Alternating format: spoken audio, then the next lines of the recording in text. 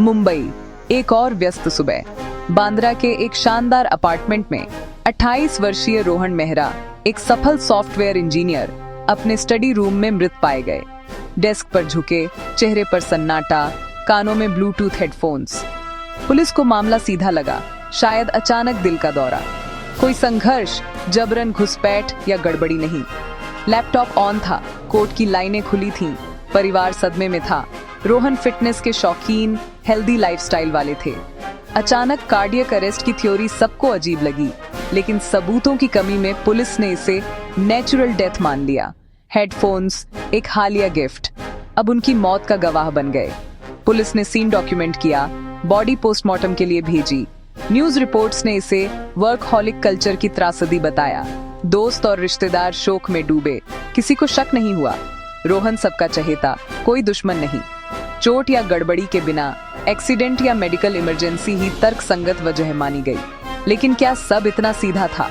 कभी कभी सबसे आम सीन के पीछे असाधारण राज छुपे होते हैं।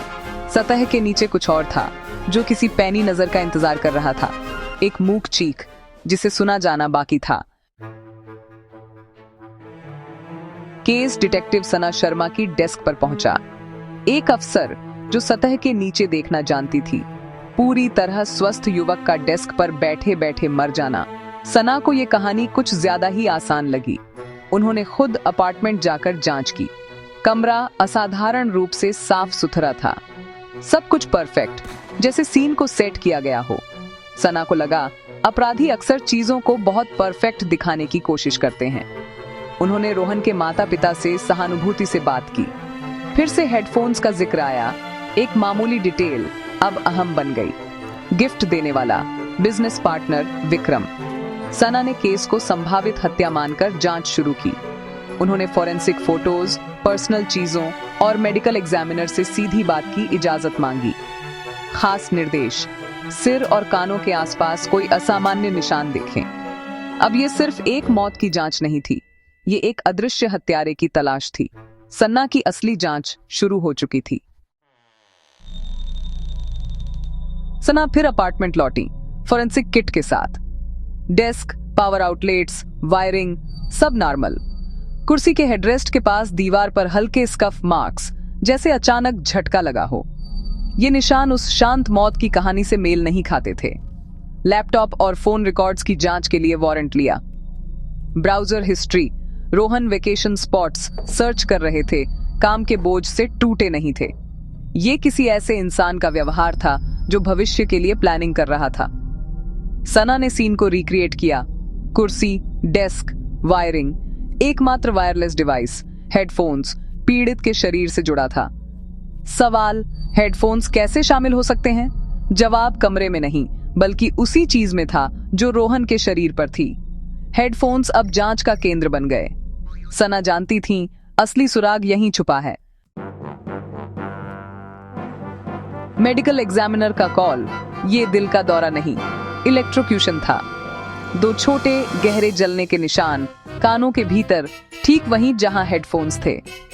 करंट सीधा ब्रेनस्टेम तक गया, तुरंत मौत। इतनी वोल्टेज आम हेडफोन से संभव नहीं। ये कोई डिवाइस नहीं, हथियार था। हेडफोन्स को फॉरेंसिक इलेक्ट्रॉनिक्स लैब भेजा गया। अब ये एक हत्या की जांच थी और हेडफोन्स हत्या का हथियार। सना ने जानकारी गुप्त रखी, कातिल को भनक न लगे। पोस्टमार्टम रिपोर्ट, पहला बड़ा सबूत। अब सना के पास मौत की वजह, हथियार और इरादा था। शिकार शुरू हो चुका था। कातिल निश्चिंत था, यही सना की बढ़त थी। अब अगला कदम, हेडफोन्स की जांच। फॉरेंसिक लैब में ब्लूटूथ हेडफोन्स एकदम सामान्य दिख रहे थे, लेकिन अंदर छुपा था एक कस्टम बिल्ट कैपेसिटर, सामान्य ऑडियो डिवाइस से कहीं ज्यादा ताकतवर। एक छोटा, लगभग अदृश्य receiver specific high frequency signal पर रिस्पॉन्ड करता। ये फैक्ट्री कंपोनेंट नहीं था, साफ मॉडिफिकेशन।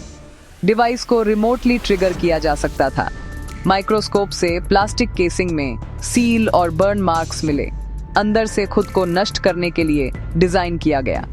हेडफोन्स ने सबूत भी खुद ही मिटा दिए। अब तस्वीर साफ थी। हेडफोन्स को हथियार में बदला गया। गिफ्ट के बहाने रोहन को दिए गए और सही वक्त पर रिमोट सिग्नल से एक्टिवेट किए गए। ये लगभग परफेक्ट मर्डर था, तकनीक के सहारे। अब सवाल था, किसने और क्यों? सना को शक था, जवाब पास ही है। अगला टारगेट गिफ्ट देने वाला। सना का फोकस अब विक्रम सिंह पर था, रोहन का बिजनेस पार्टनर और हेडफोन्स का गिफ्ट देने वाला। सतह पर विक्रम शोकाकुल दोस्त दिखता था, लेकिन सना ने कंपनी के फाइनेंशियल रिकॉर्ड्स खंगाले। स्टार्टअप एक बड़े कॉर्पोरेट द्वारा खरीदा जाने वाला था। दोनों करोड़पति बनने वाले थे। पार्टनरशिप एग्रीमेंट में क्लॉज, एक की मौत पर पूरा शेयर दूसरे को। अचानक विक्रम के पास बड़ा मोटिव था। सना ने विक्रम से मुलाकात की। वो दुखी दोस्त का रोल निभा रहा था। हेडफोन्स का जिक्र आते ही उसके चेहरे पर हल्की घबराहट। जांच में पता चला, विक्रम पहले हाई फ्रीक्वेंसी ट्रांसमीटर कंपनी में काम कर चुका था। उसके पास तकनीकी जानकारी थी। मोटिव, मीन और मौका तीनों विक्रम के पास थे। सना को यकीन था, कातिल वही है। अब चाहिए था अपराध से सीधा लिंक।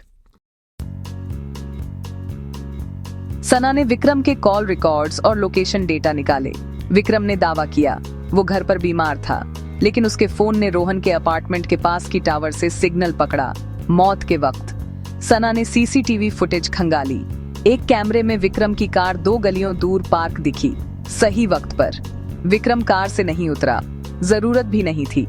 रिमोट ट्रिगर के लिए पास रहना जरूरी था। रोहन के फोन पर मौत से ठीक पहले एक अनजान नंबर से कॉल, शायद वही ट्रिगर सिग्नल। नंबर ट्रेस नहीं हुआ, लेकिन टाइमिंग परफेक्ट थी। अब सना के पास टाइमलाइन थी। विक्रम मौके पर था। डिजिटल सबूतों ने विक्रम को अपराध के केंद्र में ला दिया। केस अब लगभग पूरा था। अगला कदम, फाइनल इंटरोगेशन। सना ने विक्रम को अंतिम पूछताछ के लिए बुलाया। सबूत, partnership clause, forensic report, CCTV footage, location data सामने रखे। विक्रम ने पहले सब नकारा, लेकिन फुटेज देखकर उसका रंग उड़ गया। सना ने मनोवैज्ञानिक दबाव डाला, रोहन की दोस्ती, भरोसा और विश्वास की बात की। विक्रम टूट गया। उसने सब कबूल कर लिया। उसने बताया, जलन, लालच और अकेले सब पाने की चाहत। हफ्तों तक हेडफोन्स मॉडिफाई किए, ट्रिगर टेस्ट किया और सही मौका चुना। कार में बैठकर सिग्नल भेजा, सिर्फ पैसों के लिए।